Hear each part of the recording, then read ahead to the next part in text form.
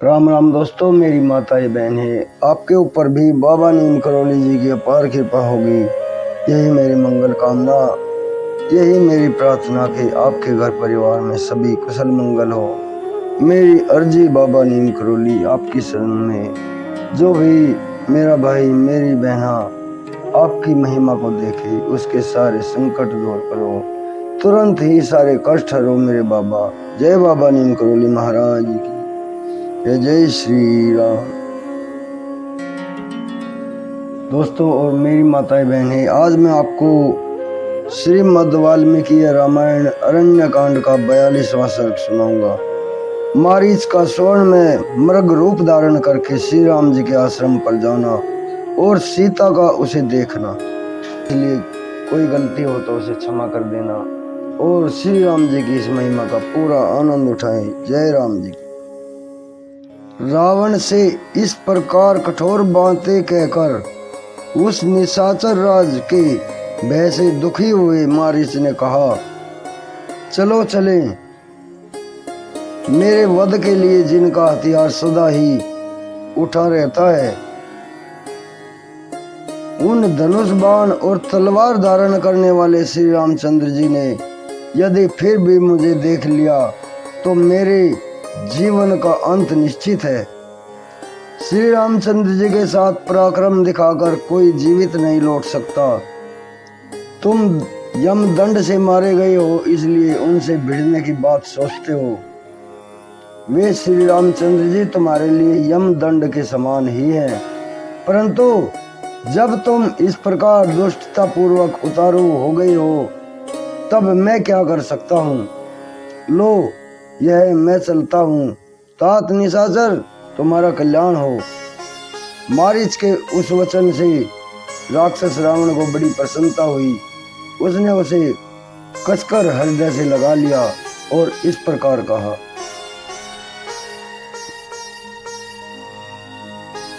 यह तुमने वीरता की बात कही है मारीच, क्योंकि अब तुम मेरी इच्छा के वशवर्ती हो गए हो। इस समय तुम वास्तव में मारीच हो। पहले तुम में किसी दूसरे राक्षस का आवेश हो गया था। यह रत्नों से विभूषित मेरा आकाशगामी रथ तैयार है। इसमें पिशाचों के मुख वाले गधे जुते हैं। इस पर मेरे साथ जल्दी से बैठ जाओ। तुम्हारे जिम्मे एक ही काम है, विदेह कुमारी सीता के मन में अपने लिए लोभ उत्पन्न कर दो। उसे लुभाकर तुम जहाँ चाहो जा सकते हो। आश्रम सूना हो जाने पर मैं मिथिलेश कुमारी सीता को जबरदस्ती उठा लाऊंगा। तब ताटकासुर मारीच ने रावण से कहा, तथास्तु, ऐसा ही हो। तदनंतर रावण और मारीच दोनों उस विमानकार रथ पर बैठकर शीघ्र ही उस आश्रम मंडल से चल दिए।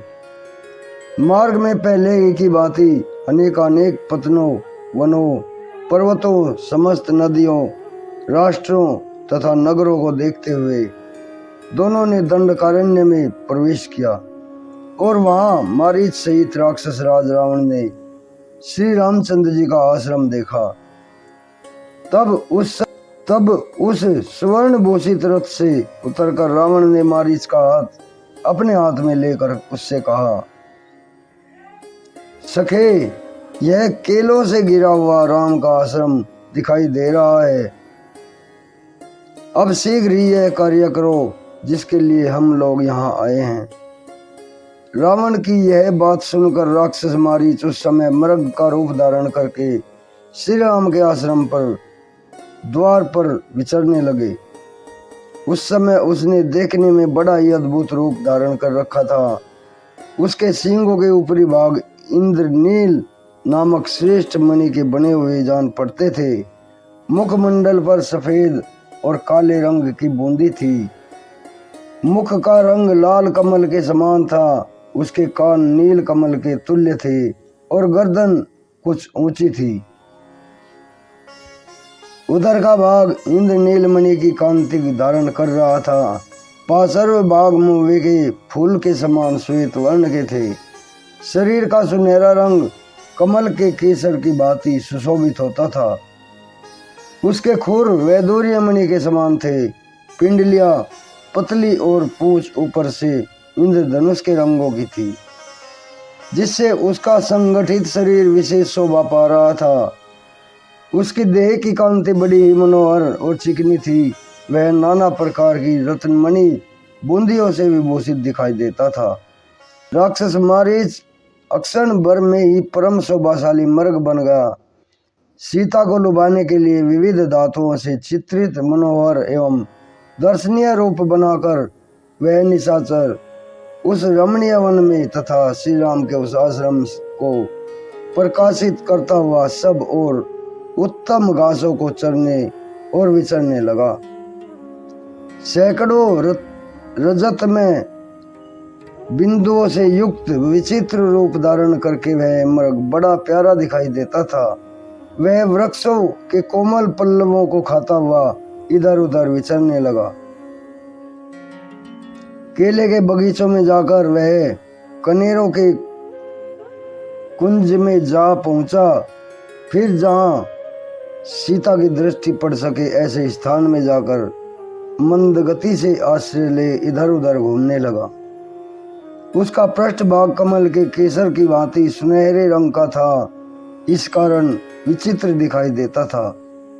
इससे उस महान मृग की बड़ी शोभा हो रही थी। श्री रामचंद्र जी के आश्रम के निकट ही वह अपनी मौज से घूम रहा था। वह श्रेष्ठ मृग कुछ दूर जाकर फिर लौट आया और वहीं घूमने लगा। 2 घड़ी के लिए कहीं चला जाता और फिर बड़ी उतावली के साथ लौट आता। वह कहीं खेलता कूदता और फिर पुनः भूमि पर ही बैठ जाता। फिर आश्रम के द्वार पर आकर मृगों के झुंड के पीछे पीछे चल देता। तत्पश्चात झुंड के झुंड मृगों को साथ लिए फिर लौट आता था।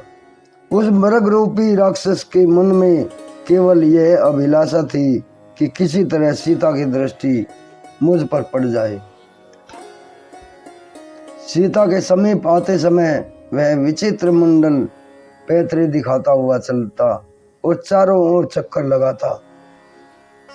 उस वन में विचरने वाले जो दूसरे मृग थे वे सब उसे देखकर पास आते और फिर उसे सूंघ कर 10 दिशाओं में भाग जाते थे।